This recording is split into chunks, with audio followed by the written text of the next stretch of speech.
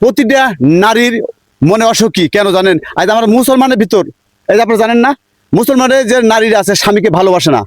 স্বামী যদি বাইরে থেকে কাজ করে আসে, বাসায় যদি স্ত্রীকে কোনো জিনিসের শুধু কাজ হারায়, তাহলে ওই স্ত্রী স্বামীর কথা শোনে না। আজ পরকীয়া বাড়া গেছে বাংলাদেশে, আজ বাংলাদেশে পরকীয়া বাড়া গেছে কেন জানেন?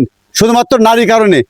আমি মা বোনদেরকে বলছি, আপনারা যদি ভালো হন তাহলে আপনার স্বামী ভালো হবে। আজ আপনাদের যে চেয়ারা দেখেন, এটা যখন একটা পুরুষ যদি বিয়ে করে আসে, এইদিকে তাকান, একটা পুরুষ যদি বিয়ে করে নিয়ে আসে, অনেক সুন্দর চেয়ারা দেখে বিয়ে আসে, একটা সাওয়াল হওয়ার পর তার চেয়ার নষ্ট হয়ে গেছে, গাল বসে পড়ে গেছে, চোখ খাদ্য বসে চলে গেছে। কেন কেন চলে গেছে? আপনার চেয়ারার উপর আপনার হক, আপনার স্বামীর হক হয়েছে, আপনার চেয়ারা আপনাকে নিজে খেজমত করতে হবে। কারণ আপনার সুন্দর যদি চেহারা থাকে, তাহলে রাস্তাঘাটে যেগুলো বেহা নারী গেলে চলে, এইগুলো নারী দেখে কিন্তু আপনার স্বামীর মুখ ভেঙে যায়।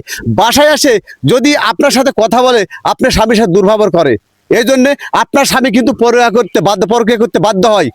আমি চ্যালেঞ্জ করে বলতে পারি, বাংলাদেশে এমন কোনো পুরুষ নাই যে নারী সেই নারীকে ডামায় যাবে। একটা নারী ঠিক রাখতে পারে সেই পুরুষকে।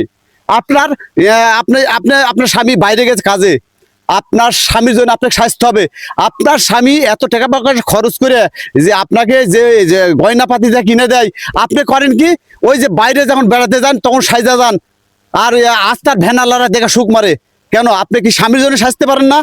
আপনার স্বামীর হক, আপনার সাজা।